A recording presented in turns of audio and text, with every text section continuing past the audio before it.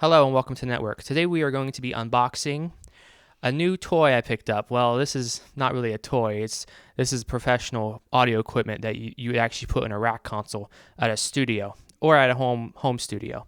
So to complement my Warm WA12 Mark II preamp, I'm going to need an equalizer. So usually the components you have when you want to move to an XLR setup will be you'll have your audio interface, which is basically your ADC. You have your preamp, you'll have your equalizer, and you'll have your compressor. Those are pretty much the four components you're going to have. So this is my other component to put into my setup.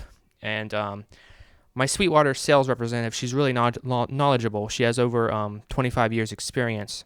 And she recommended this goes together really, really good with the preamp I have. So I'm going with Warm again, which I like Warm. With my preamp I have now, I really enjoy it. It's a really nice product. So I picked this up at Sweetwater because if you're going to buy any audio equipment, whether it be microphones, headphones, anything, don't go on Amazon, buy from Sweetwater. I really recommend you buy Sweetwater. And I do have a guest with me today. Not really a guest to me, but a guest on the show. And I have Abe home from the military. Hey, how's everybody doing? It's great to be here, and hope y'all are doing great. So, Abraham, you are looking to build a workstation build. Are you also looking to do a proper audio setup, XLR setup, DAC out, have an amplifier, the full 9 yards? Or are you looking to stay with the Yeti? I'm looking to upgrade everything in my setup and just be the best I could be. And how much RAM is your workstation build going to have? We're just going to put in perspective, like, is Abe serious with his build or is he not serious? I am a firm believer that you got to max out the board, so 128 gig. And is that ECC RAM? Of course. So I picked this up at Sweetwater, and I picked it up for $600. It normally goes for $700. They were having like a Black Friday $100 off thing.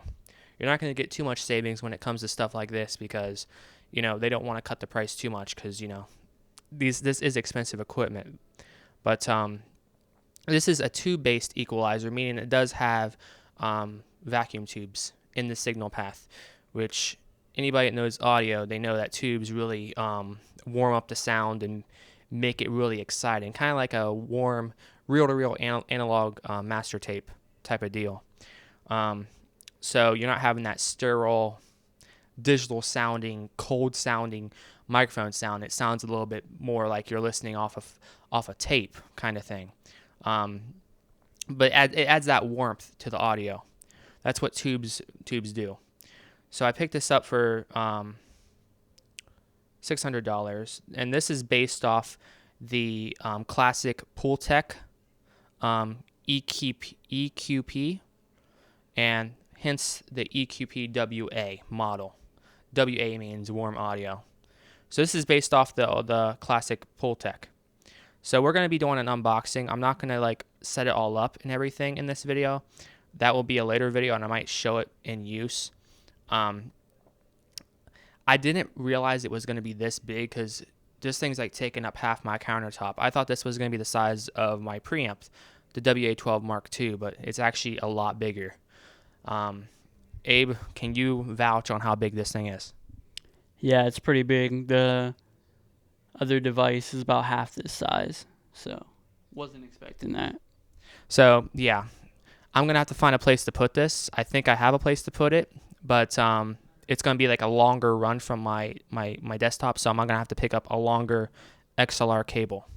And I am recording this video with my Zoom H4n Pro, but I do have some XLR microphones now. I'm using the Electro Voice ND76.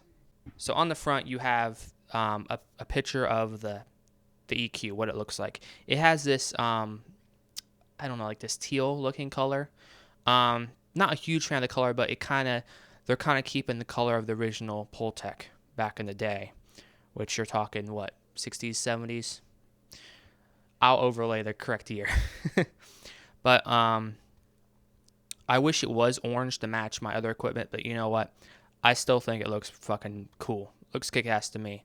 And that's another thing. When you do have a rack console full of different audio equipment, It's going to be all different colors, brands, shapes, sizes, because if you've ever seen a studio, they have a wide array of stuff. So you'll notice on the front you have the EQ on and bypass. The bypass is if you want to insert the tube into the signal train, but you don't want to do an EQ. The EQ is where you can start boosting and cutting high and low frequencies. Now, this is a parametric based EQ. Other EQs where you see like all the levers and stuff, I'm talking about, right, Abe? Yeah, I've seen those. So you'll notice this EQ looks a lot different than a lot of EQs that you would usually find. Like just the EQ on, say, my JVC, you notice you have the different levers, right? Mm-hmm. This is a parametric. You have different types of EQs. You have parametric, and then you have graphic EQ. So you have parametric EQ, and then you have graphic. This being parametric, which is different. So on the front, you just have a look at the EQ. On the side, you have another look of it. I don't know if this is actual size or not, but if so, pretty big. So on the other side, warm audio, EQP tube equalizer, and this also features the Cinemag USA-based transformers for the power supply, which are the same high-quality transformers as that are in my my preamp. Fully discrete, all tube signal path, Cinemag USA transformers, Cinemag USA inductor-based EQ. So this is the back. You have your standard NEMA power in. You can switch it from 115 to 240, like if you're in the UK or Europe. You have a ground, and then you have your balanced XLR output and 1/4 inch, and then you have your balanced input XLR connector. On the other side, same thing. And on this other side, the same thing. So we are now going to open it. So now you can see they have these foam things on the side to hold it in place, and there's really nothing much to the packaging. It just holds it in there. So we're going to unbox it now.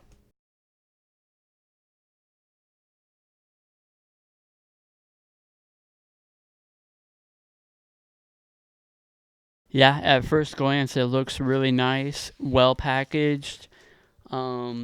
He was talking about that teal color. It's actually, I call it more like a sky bluish. It really complements the device. It looks like most of the knobs are pretty high quality. The cord looks pretty good also. Thanks, a little bit ripped. Yep, a little wear and tear during shipping, but it looks like the device is fully intact. Can you narrate what I'm doing? Yep. So pulling out, got the warm audio instruction manual along with the product catalog. He is setting up the device right now. Yeah, at first glance, it looks really nice. It really looks like you could put it in a rack and just have it off somewhere.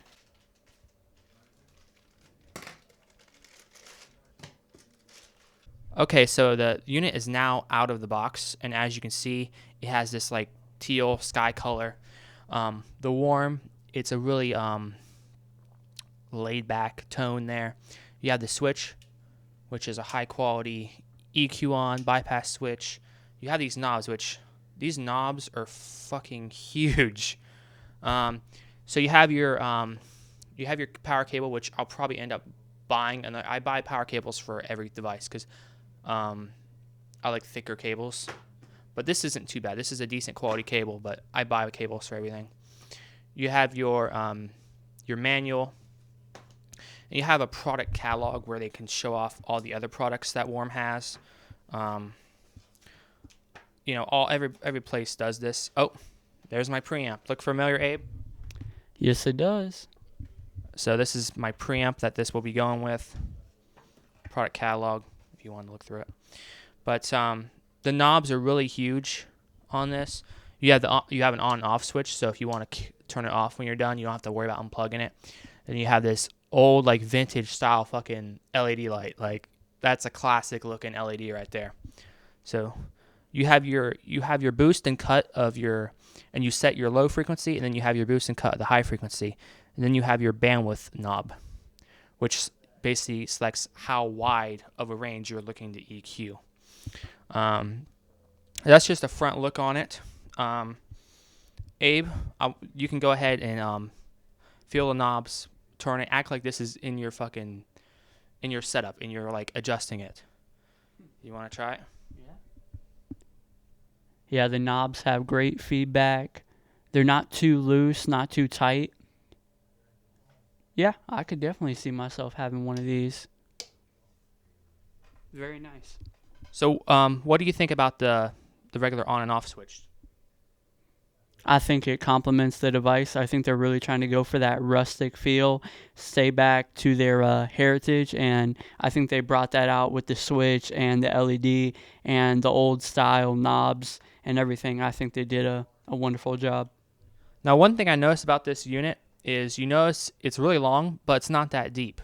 It's probably like what? I'd say like 2 inches deep, and it's probably about 2 inches deep and probably about 2 inches tall. So it's not very big. It's just the length of it, and I think the length is mainly due to all the knobs.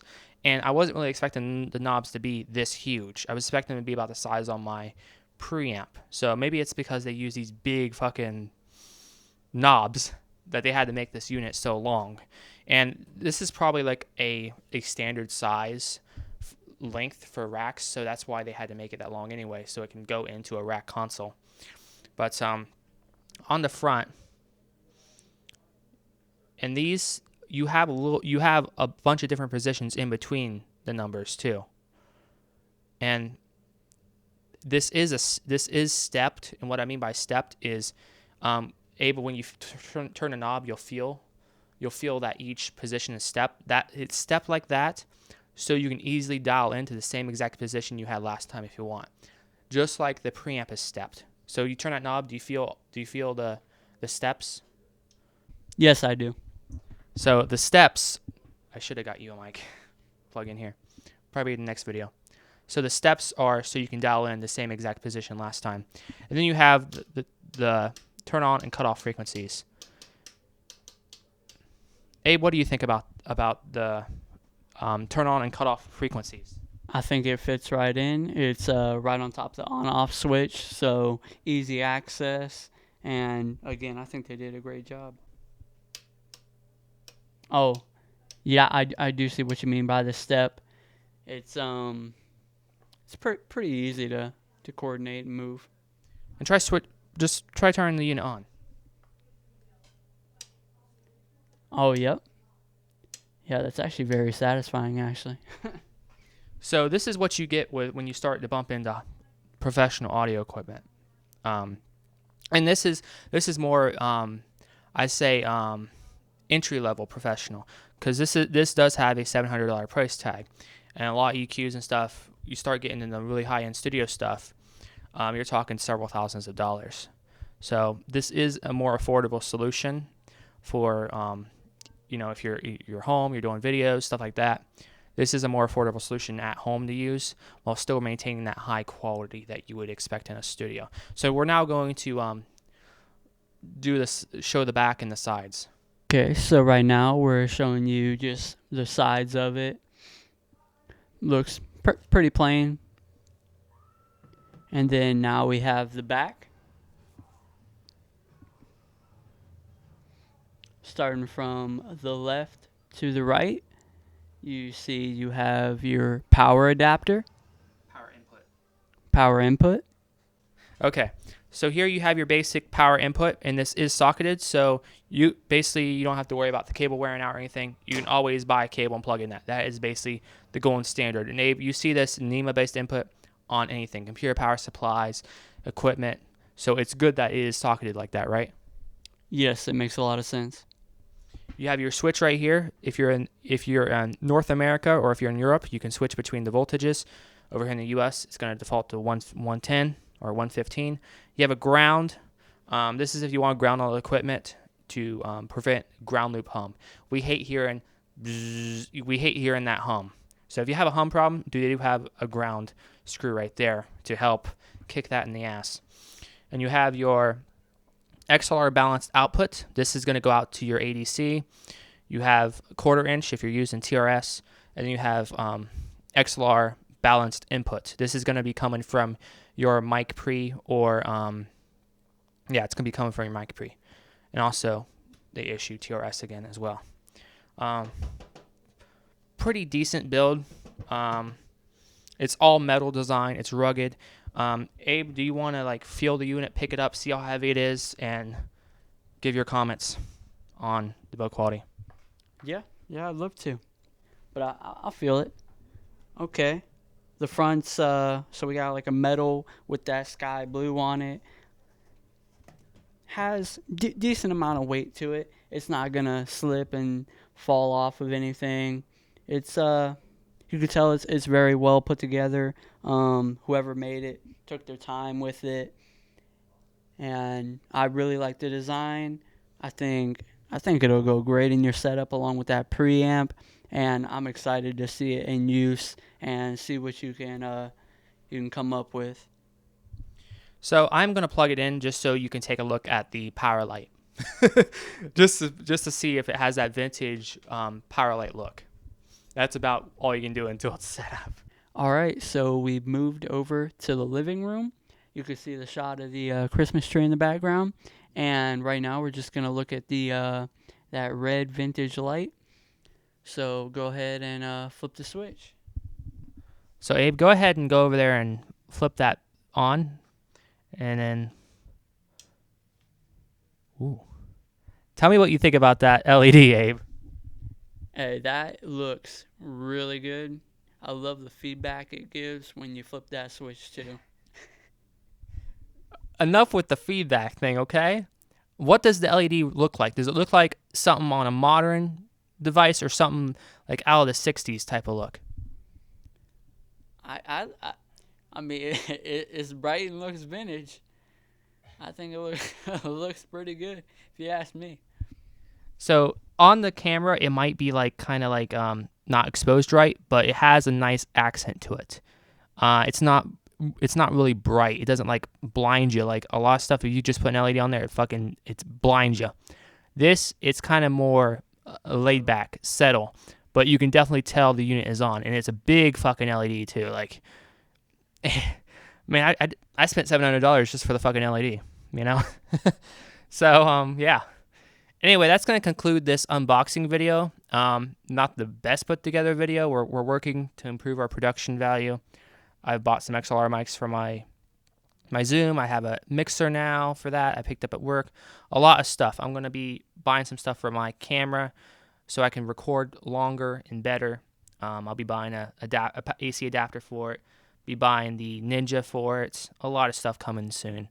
But anyway, thanks for watching.